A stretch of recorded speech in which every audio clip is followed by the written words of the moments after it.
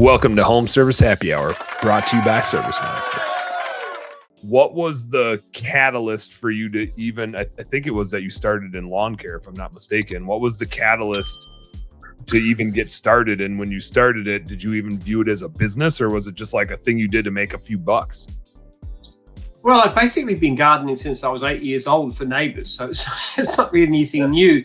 But I did a undergraduate degree and then a PhD in history, basically in the 70s and early 80s. And gardening, lawn mowing was my part-time job.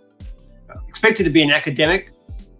Came up with some very radical ideas that basically considered that the key to history was biology, which was...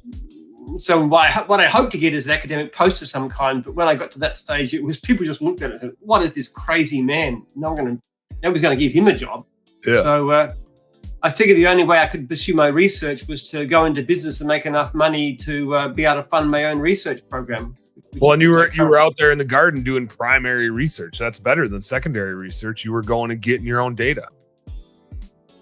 Well, yes, but not about the thing I'm interested in most, which is the future of civilizations and birth rates and economic growth, all this kind of stuff too. So different area. Yeah. But the lawn mowing turned to be quite good. I didn't think it was going to be the way to wealth and success, but it turned out to be surprisingly successful in the long run. Yeah.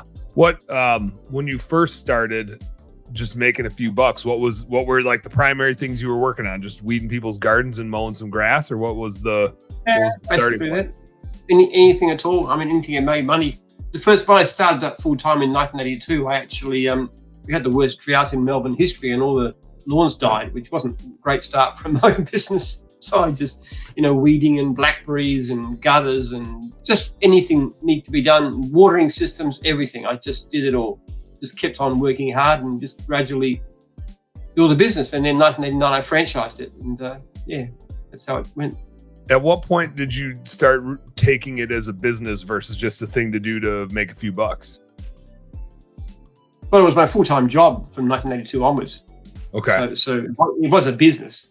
I just didn't think it, I couldn't see the potential of it.